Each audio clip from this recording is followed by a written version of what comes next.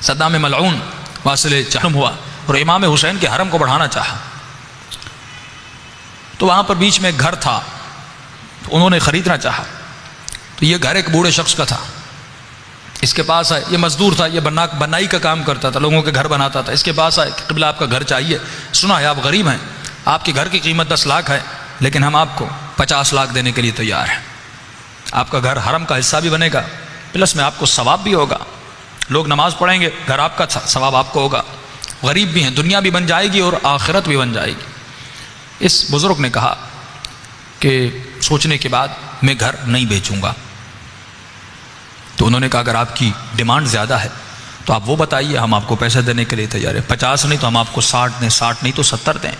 اس نے کہا نہیں، ابداً میں گھر بیچنے کے لیے تیار نہیں، کہ ہم حکومت کے آرڈرز لائیں گے، بالآخر آپ کا گھر گرایا جائے گا، کیونکہ یہ بیچ میں آ رہا ہے، ہم مولا کا صحن بنا رہے ہیں، کہ بھائی میرا گھر میری ملکیت میں نہیں بیچتا۔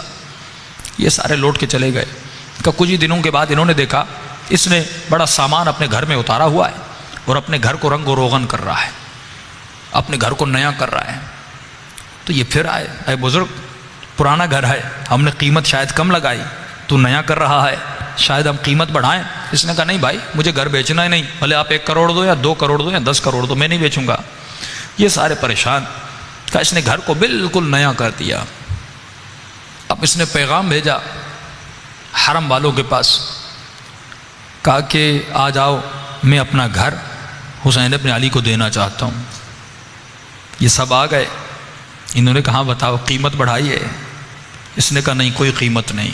کہا پھر؟ کہا میں اپنا گھر مفت میں اپنے آقا کو ہدیہ کرنا چاہتا ہوں۔ کہا یہ تو سمجھ آ رہا ہے کہ آپ نے اپنا گھر مفت میں امام حسین کو دیا، عقیدت میں، محبت میں، لیکن ایک بات سمجھ میں نہیں آئی کہ جب گھر دینا ہی تھا تو اس کو بنایا کیوں، اسے اتنا حسین کیوں کیا، اس پہ اتنا رنگ و روغن کیوں لگایا؟ تو یہ بزرگ کے جملے ہیں، کہتا ہے پہلی مرتبہ زندگی میں حسین ابن علی کو کوئی چیز دے رہا تھا، پہلی مرتبہ اپنے آقا حسین ابن علی کو کوئی چیز دے رہا تھا۔ تو مجھے یہ بتاؤ میں پرانا گھر دیتا، میں نے کہا آقا کو پہلی مرتبہ کوئی گفٹ دے رہا ہوں، کوئی اچھی چیز دوں۔ اور آج امام زمانہ فرماتے اے مومن مجھے تمہارا گھر نہیں چاہیے، اے مومن مجھے تمہارے پیسے نہیں چاہیے۔ کہا مولا آپ کو کیا چاہیے؟ کہا مجھے تمہارا پاک دل چاہیے۔ کہ مولا فرماتے ہم کہیں نہیں رہتے، مومن کے گھر میں رہتے ہیں۔ کہ مولا مومن کا گھر کہاں ہے؟ فرمایا اس کا دل ہے۔